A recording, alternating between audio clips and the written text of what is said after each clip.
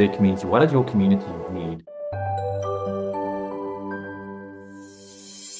Etienne is the dynamic head of CFO Services at Outsourced CFO, a leading financial services company dedicated to empowering businesses through expert accountancy, financial consulting, growth strategies, automation, and funding solutions. Etienne honed his skills as a financial and tax consultant at several boutique firms in Cape Town, providing solutions to both South African and international clients. Etienne joined Outsource CFO in February 2021 as a financial consultant and quickly rose through the ranks, assuming the role of Head CFO Services in July 2023.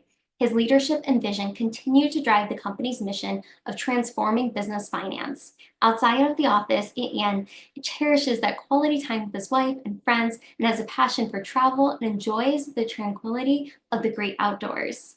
And thank you so much, Eden, for being here today. It is such a pleasure to have you. And I'm just so curious, what motivated you to pursue a career in finance? And how did those early experiences shape your professional journey? Yes, I think my journey started here in South Africa, born and bred, lived in Joburg for a while next to the Kruger, then moved up north. My dad was actually in finance as well, a lot in marketing and procurement and in different entities and companies, and eventually moving into a central place in Cape Town where I had the opportunity to be more helpful to different entities, to work with different entrepreneurs, with founders, with co-founders, and actually having the vision and the traction to see what is happening on the ground, how the people are developing different products, different elements, and how I actually found a lot of value in that. So I found that contributing more in worth to the community and the service and to the economy really helps, I think, fuse my vision. I always ask people, did you ever wanted to be in finance or as a CFO? And I actually started as a young person trying to analyze everything that I could with budgets, especially with my dad. So it was, I think, a kind of a growth phase for me when I journeyed into this and studying into finance and getting involved with different businesses, consulting as such, and just, I think, getting the atmosphere of, what is a business, how does it work, and how the journey goes for each individual. Absolutely. And I love that you have that experience so early on because a lot of times when you're just exposed to things, you start to absorb it. We're like sponges when we're babies and as we grow older. But the fact that your dad was already in it too, it just gave you more of a solid foundation and being able to kind of see these different things and different elements that you might have not seen had you not grown up around that either. And I'm really curious, how did your time at the various boutique firms that you worked in at Cape Town prepare you for your role now at Outsource CFO? I think one thing that we worked with Outsource CFO is we've got something called the financial hierarchy. And the first level of that is just accurate, basic financial information. If that is missing, then most of the elements that build up on top of that is really, I think, null and void. And I think working with different individuals and firms, I think just gave me a little bit more base level. So it gave me a place where you can fall back onto and know that, hey, these are the different elements that are applicable in a certain situation, in a certain business. Really depends on industries as well. So working with different, entities from the US and South Africa involved in tax, seeing different countries all over the world, how they manage those finances, how they manage the taxes, then eventually going into more in-depth financial consulting for elements of more, I'd say, financial management point of view. It helped me a little bit, helped me more explore what is the actual need of entities. So I think it really sets up that base level for myself that I can actually delve up into and actually explore further. Absolutely. And that's so interesting because you do work with international clients. So I'm sure all the financial aspects are so different based off of country to country. Like here in America looks really different than South Africa. Have you had that like difference or any challenges when it comes to the differences per country? Yes, I think the first difference is your culture. It really depends on how you grew up, where you came from. So your kind of expectancy of what is business, what is type of work that you would like to do, what are the different industries. So, after getting through that culture barrier and trying to get elements where it actually aligns with each other, then it was great at seeing different entities, how they work, especially in countries. So in Africa, we helped with a few accelerators as well. We managed startups to actually just set up ground funding or angel funding. And then you can see the difference in just in tonality and the way that they act, the way that they pursue certain things is vastly different between different elements. So it's so interesting to see. We've got one entity looking for, growing different elements and scaling up 10x maybe with a ground agency or something like that. But then you see a tech-enabled African startup who has maybe 2 or 3 employees and they want to, 10 or 100x. Their attitude is different, their outlook is different. They try to align differently. So it's really interesting in comparing those two elements where it's the same company, it's the same business, but you're aligning it in different ways to actually scale. And there's different metrics that you also issue between the two. There's different things you look at. There's different people that you work with. And everything at the end of the day is not a, one size fits all. So I think that's the biggest thing that I've learned is, you can have one entity do one thing in one certain way and someone do the exact same thing with the exact opposite effect. So, having that visibility and knowing that if you're not adaptable enough in a situation, then you might not lead into the way that you're actually wanting to go. You might not reach that end goal. So it really depends on the different elements in the different countries.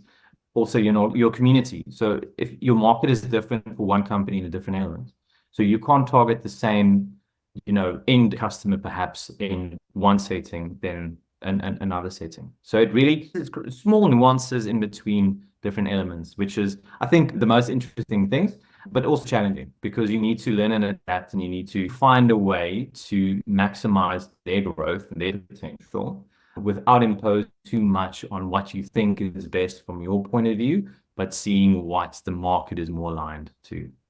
Mhm. That's so true. Like just even thinking about like the culture factors that might be really different. You could have two businesses that are so different in the delivery because the individual is different. Their idea might be similar, but I'm a firm believer that everybody has unique gifts and how they deliver it can be really different, even if it is that same foundational aspect of a business or the type of business, how it is put to the world, basically. But I love that you really focus on it's not a one size fits all and really just learning and knowing the nuances for each business, how they're different and how you approach it is different, even on a financial side, because it looks really different in South Africa versus maybe France versus Germany versus America. So, like, all those factors play such a big part. And I think that's a really good lesson to learn and understand that you can't really judge a book by its cover. You kind of have to take a step back and see what is best for each business and their vision and their goals of what they want to accomplish. And with just transferring from when you were a financial consultant to now head of CFO services at Outsourced CFO, what was that transition like for you? Exciting and challenging at the same time. It is a big step up when you're managing certain elements in different entities and managing more a function in itself of CFO. So with outsourcing CFOs, basically managing, different elements of clients' needs, providing solutions to problems by way of, highly educated people that have so much experience in different industries, in different companies, and leveraging that talent towards an ultimate goal solution for the client. So I think the transition is there's a lot of business in aligning different entities and aligning one. I think you can, it's more like a macro to micro scale, but still the elements of it, there are quite similarities between them. So you need to make sure that you don't over leverage, you don't focus too much on certain elements, having maybe a set bar graph that you have your certain areas of expertise that you have and your limits of the business that you to manage, and making sure that as your business grows or as you need to service different elements of it, you scale up certain elements and you create a little bit more, I'd say, value to certain sections so that you're managing your expectations within the division and the department as well as with the client. So, servicing clients in that sense in providing those type of services is really, really pivotal, I think, in ensuring that the needs are met for yourself and for the client. And I think the biggest difference is, going from a consulting business into consulting for yourself, into consulting within a team, leveraging those skills as well that you had with, instant communications and various technical skills that you need to bring in and develop, I think, inwards. Because a lot of the companies that you can service and cater for, if it's manufacturing or it's fintech or it's SaaS companies, then you have to bring into an agency a more workable solutions and different metrics that you need to measure, working with hours, trying to create value instead of just churning out time, is to more pivot it towards a different style of thinking. So I think it was quite a growth phase for myself in the transition, which was, as I say, exciting and a big endeavor, I believe. Absolutely. And I'm glad you said about managing expectations, and when you're consulting for yourself and then go into another company, it's just understanding the metrics and how that can really function and look different for everything you're in. It's really being flexible and adaptable. And I think those are two words I've really been working on this year for my own stuff. But I'm just curious because I know you do a lot with leadership. You're the head of it. But I'm really curious, what are the key qualities you believe are essential for effective leadership in the financial services industry? It's a great question. I think there's a few. I have books and I have different tables and sheets that has all the different elements. We once had just a quick session on how many different aspects you need to focus on or make sure that's there. And you can mention like 115, right? We got to that. So then we're like, okay, cool, this is great. So we need to just assess the probability of this and assess the actual impact of each of those. And then you get to a pretty interesting metric where you align probability of this happening or this needing to occur with the impact if you have that type of quality in yourself. And one of the top 2 was adaptability that you mentioned. If you're a finance leader in a role, especially if you're going from small, medium enterprise, growing and scaling into large enterprise, if you're in a certain situation where I can attend for myself, sitting 7, 8 years ago, nothing I did then, I'm doing now. Like the amount that it changes, that you need to adapt, change in that environment. So you need to be very, very quick on your feet. And not as something in David Parmenter's book, he mentioned one very, very critical thing is you need to be able to abandon certain systems and processes. If you're too attached to certain things that you get used to because this is what works for you, you're just creating a little bit more effort for yourself. So if you've got A, B, C, D, ideally you want to go A, B, D, right? You want to take out processes and systems. You want to remove time. You want to increase efficiencies. And to do that, you need to be able to let things go, right? You need to be able to be adaptable. The technical side and knowledge experience side, I think we're pivoting more to information side. So the fact that, AI is evolving at such a rapid pace that the knowledge experience you can easily get from, just a type in your pocket, one sentence, and you'll find that experience, right?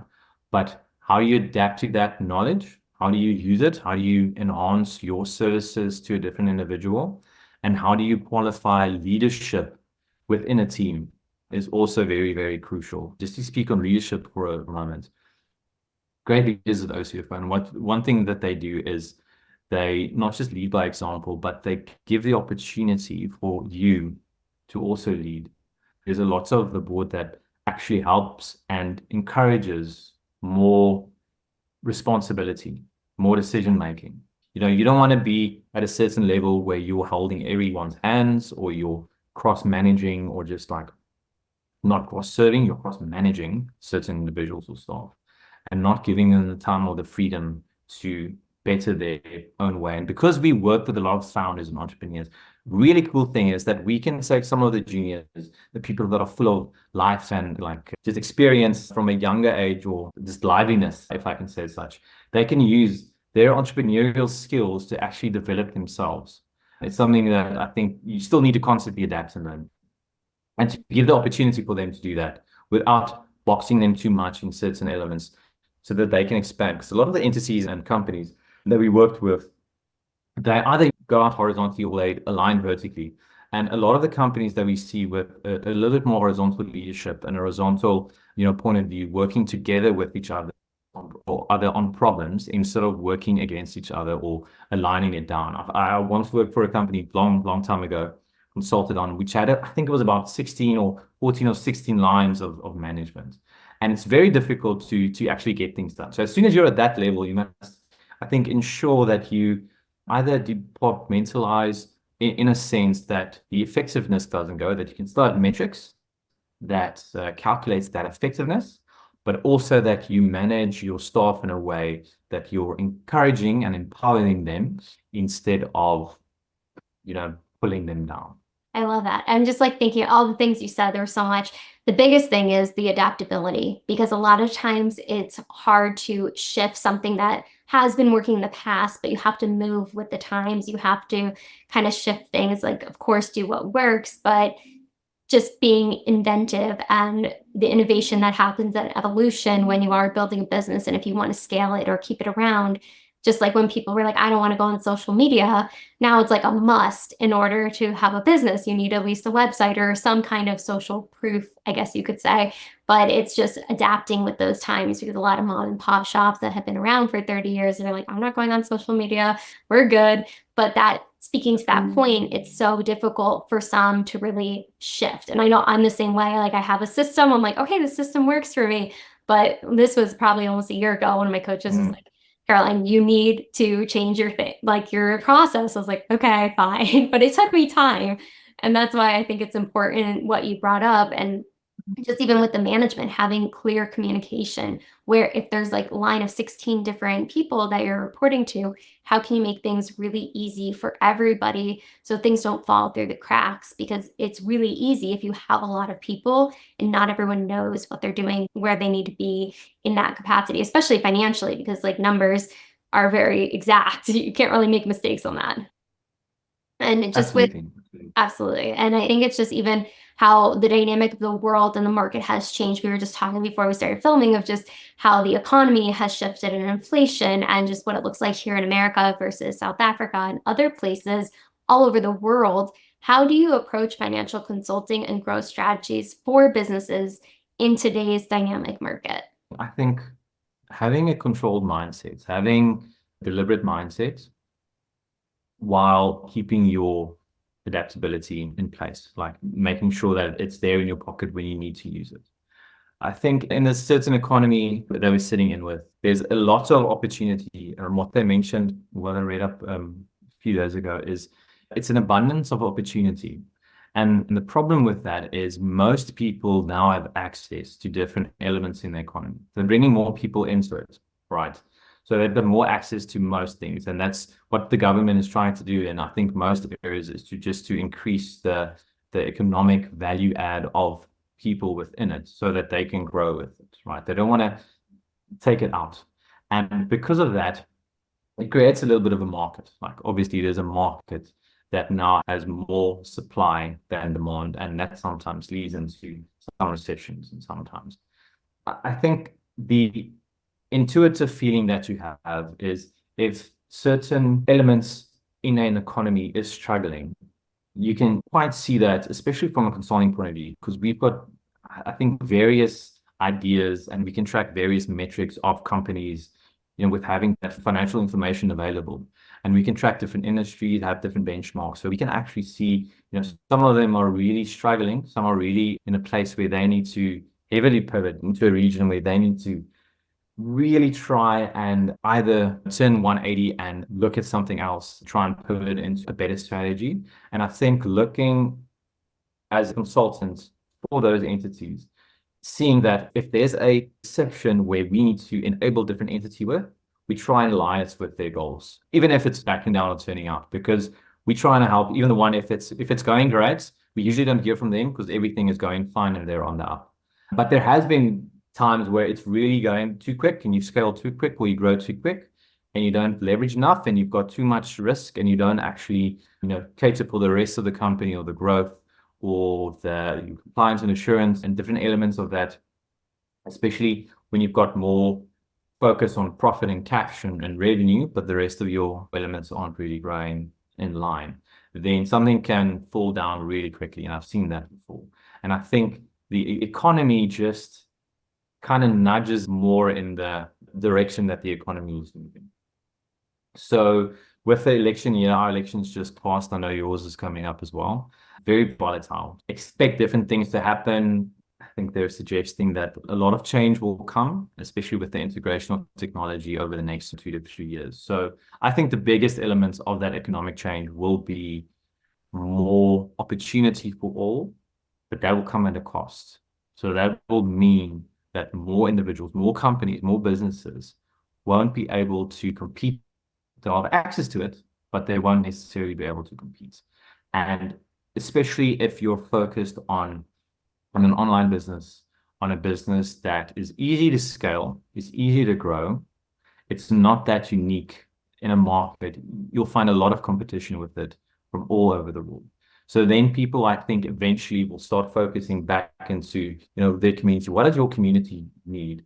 And I think it's a good place, especially in different countries or countries like South Africa, is to focus more on how can I help my neighbor? It's not just my neighbor, but the individuals around me, and how can that larger community help the rest, and then can help send it on forwards. And so it's a very interesting place, a lot of ups and downs. We are kind of in the middle of everything because we sometimes need to alleviate and help grow different founders, but we're also on the opposite side. From COVID's time, there's a few retrenchments that happen that we need to service and help out with.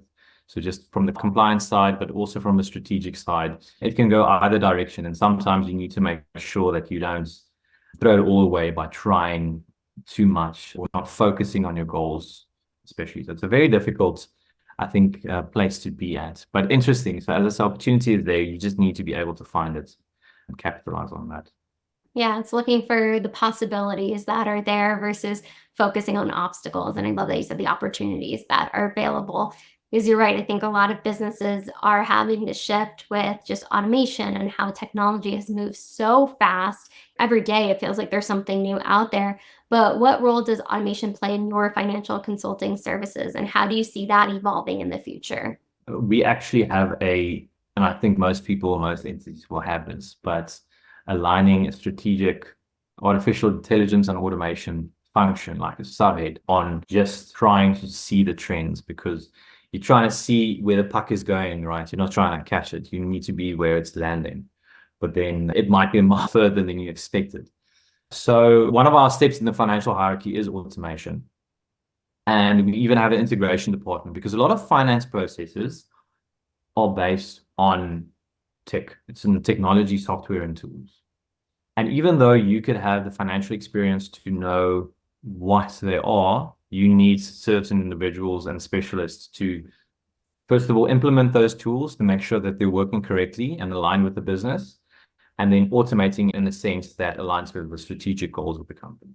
So automation, I think, just from a base level, accurate basic financial information should be aligning all your information. If you've got a client-based business or a product-based business, wherever you've got a metric that you can calculate or track, you should be able to automate that tracking system. First of all, I think data is sometimes more valuable than a result, right? If you have that data, you can analyze and then predict and then maybe make decisions on that data.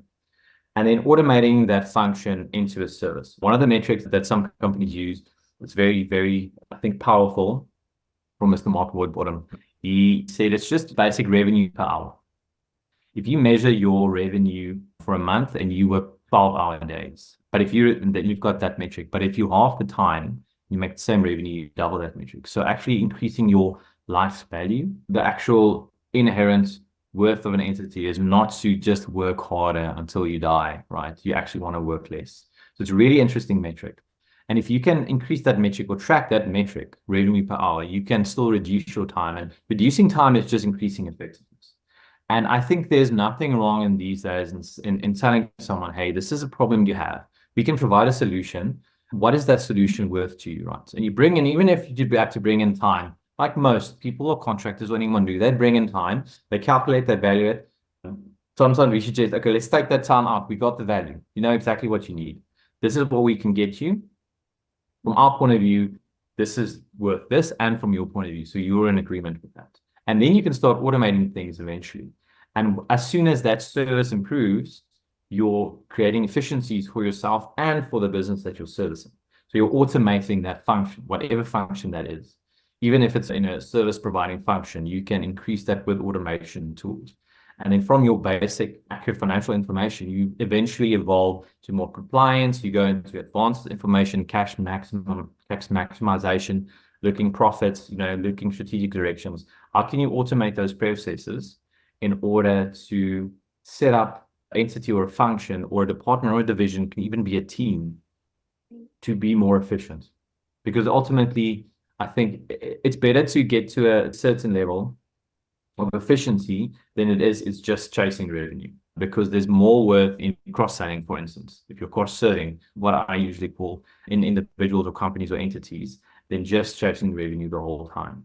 But increasing efficiency, you work on a leverage system where you can actually double it without decreasing work. So it's a very interesting metric to use automation in these functions, especially on delivering services to clients, delivering like value adds to them, but providing it at a certain level. And obviously the market will fluctuate, and the market will have more supply of this, thus the demand will decrease and the value will decrease and the price will decrease as well. But I think a goal where you deliver efficiency but still deliver it with excellence. Absolutely. I think that's the biggest part of it. And I love that you brought in just like having that time for yourself. If you're able to automate things, you have more time to be efficient, to use the time that you want to for leisure, with your family, traveling, other things. But how do you integrate your demanding professional life with personal interests like travel, outdoor activities, spending time with your wife, all of those things? Yeah, very, very important. Me and my wife are avid travelers. We had quite a lovely time traveling through Europe. South Africa as well. I think is a beautiful country to explore. But we went a lot of places we still want to go. My wife, she worked in the East as well for a time. So it's very difficult in this day and age, because I think we grew up with an older generation, with my parents, having them work a lot. They work long hours. And sometimes it equates to working hard is delivering more value. It was actually like work hard. And I don't think, don't work hard, work smarter, I think came after my parents retired. But I don't think that nuance is still as important these days.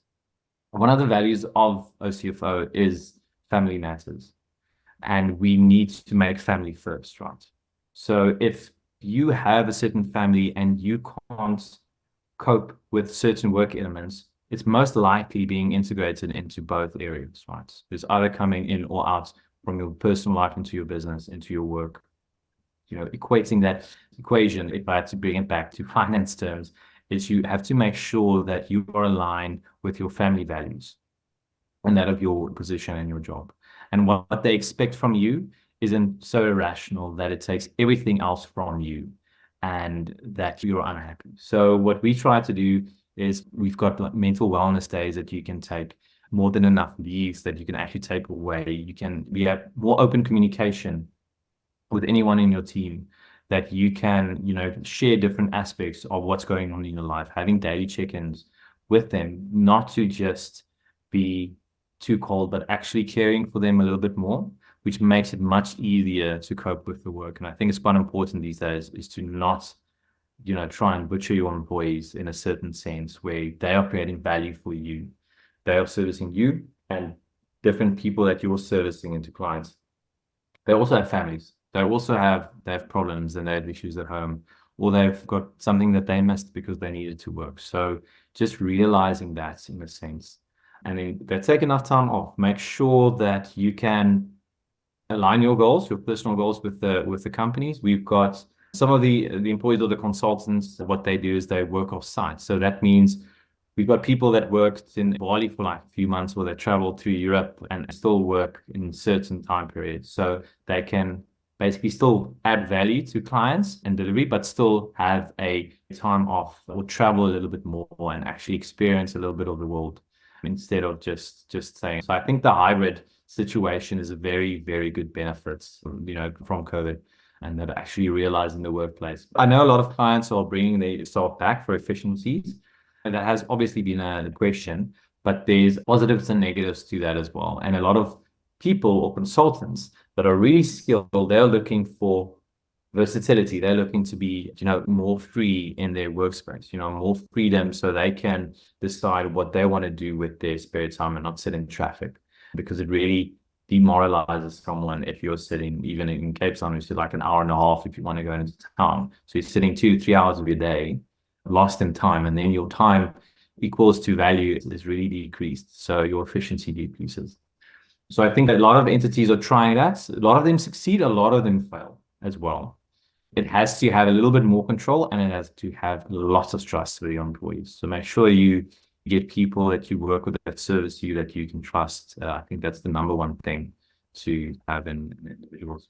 Yeah, I think that's so important because you're right. Like, I know when I was a therapist, I would have to drive, or even just other jobs, it was like an hour sometimes just with LA traffic when I lived in California. A little different here in Colorado, but the fact is, I think the time piece. So when you're driving, you're not like, you can still be productive in some capacity, but it's so different when you can have that freedom and flexibility. A lot of times mentally, we're just more equipped to do more because we can get it done in a faster time. It's more efficient. Our work is better because we have that mental health aspect where we're doing things that we need to, but we're also taking care of ourselves, because I think it's shifting here. So many more companies are making employees go back to the office when a lot of people love being able to work from home. COVID shifted everything. I mean, I've been an entrepreneur before that, but still, like, I don't know if I could ever go back into an office at this point, because I like that freedom. And a lot of people like to travel and just have time the way they want it, but still being productive. I think that's the key element there.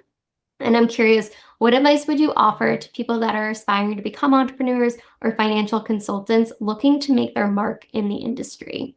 A lot of consulting, especially in financial consulting, it play a lot on your different strengths and weaknesses. So if your time management skills aren't that great, it really picks on that. And I think with the modern day and age, you've got so many more things to do in one day than you usually did, just a few years ago, or 10 or 20 years ago. So the fact that now you can have meeting on meeting on meeting, and deliverable on deliverable, or expectation on expectation on expectation, managing not just your own time, but the client's time and the client deliverables. Because again, when you're consulting, it's not you being involved in a team and you're working there for 6 months, perhaps with one goal. It's some microtransactions as well. And it's trying to get the best value for that entity. So it's short wins, which is, I think, great for a lot of people. They want to sit in a company for a long period of time. The average trend is between 2 or 3 years, you might move company. So it's not so that you get the 10 years that often anymore. So with consulting, that really accentuates the fact that you could do that. You could have gained experience in an entity, and you work maybe a 1 or 3 month or 6 month contract, which is great. And you align the experience, you align with the company, and that's great. You may want to continue with the longer contract or employment, maybe for a year or two. But having a consultancy where you have to service different elements of different industries, of different companies, of different tasks, it is time consuming. But it is fun, and it is actually enthralling. Like, I love the experience of the learnings. Like when you get to be in certain situations over, 1, 2, 3 years consulting. So then you learn a lot. You learn very quickly. You learn some in the good way, you learn some in the bad way. But the experience gain, I think, is amazing. I think what might probably be difficult to do this for the next, 30 or 40 years. So I think eventually the older you get, the more you want to, settle down in a certain thing. But I think for young individuals, and especially how the market trend is going in professions, is aligning more to have particular people do particular things, and just setting that up for you personally. So like really go and know yourself. And if you're maybe a bigger risk taker and you can handle a little bit more intricacies or changing times, then it's great to actually have a consulting position. If you're more aligned with secureness and stability, then it might not be for you. So it's really something personal for each individual to consider. Absolutely. That's a lot of great advice there. And I think it's just also looking at, especially the younger generations, to really explore opportunities, because I have a recruiting business and, well, kind of still have it, but a lot of that I would see a lot of resumes and a lot of people would be jumping to like so many different companies. But that's become the norm because you get the experience, and then a lot of people are like, okay, well, I want more pay, or I want a different experience, or whatever it is. But I think every experience just lends to that knowledge piece. So then you can build upon those skill sets and transfer it to each new opportunity or venture that anybody wants to take. But I think it's just so many aspects of that. And I'm just curious because I know you've been with Outsourced CFO for a while now, and heading into the next 5 years, what do you see the company's goals looking like? Great question. We've got something we call a BHAG. That's big, hairy, audacious goal. And what we have and what we catered for with the founders that started the business is to empower 1,000 finance professionals and service 10,000 entrepreneurs or clients.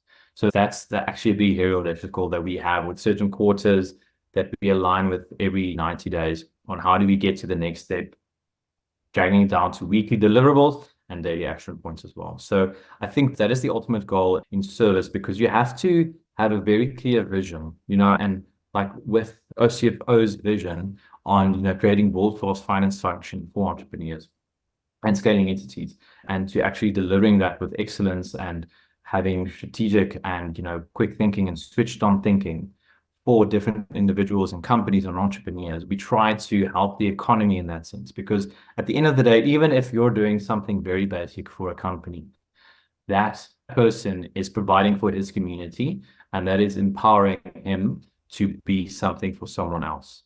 So I think just having that vision in mind, a lot of vision casting, going back to, even though this is what I'm doing today, it's not the most fun thing ever. If you do some fundraising and accelerators, that's great to work with the entrepreneurs.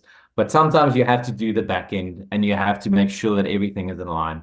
So then just taking it back and realizing, hey, this does mean something more than just what I'm doing right now, so that I can actually feel empowered. And eventually, getting to a place where we can service multinational companies with different individuals, having that outsource capacity and trying to align and match with the talent that we have so much, especially from a financial point of view. There's a lot of talent in South Africa. We've worked with talent in the UK and in the US as well. And matching that with the need of clients, because a lot of clients think there's opportunity in a certain section of the world, and they don't realize how much more worth there is with different individuals, especially on online service-based businesses. So there's a lot of, I think, value add that we can bring, that we want to bring to companies all over the world. I love it. And you're doing that. You've been doing that and will continue. And I can't wait to see what the next 5 years looks like for you guys as well.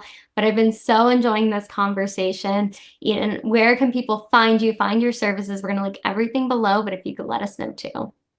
Yeah, you can look online. We've got the website at fo.com. We also on LinkedIn. You can find us there, and you can follow us on all the social media pages. And yeah, give us a follow, send us a mail if there's any questions or queries.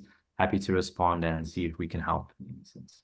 Well, thank you so much, Eden, for being here today. It was such a pleasure. I loved everything that you had to share, just so many insights with the industry, especially the financial aspect, because I think it's something that is always evolving, the economy, everything that we need to be looking out for as well. But what you're doing to automate and just make financial aspects more digestible for people all over the world. Thank you so much to you as well, Caroline. I appreciate the time. Absolutely. Make sure to like, subscribe, comment below. What was the biggest takeaway from it today? I'm sure he would love to see that comment, and we'll see you on the next episode.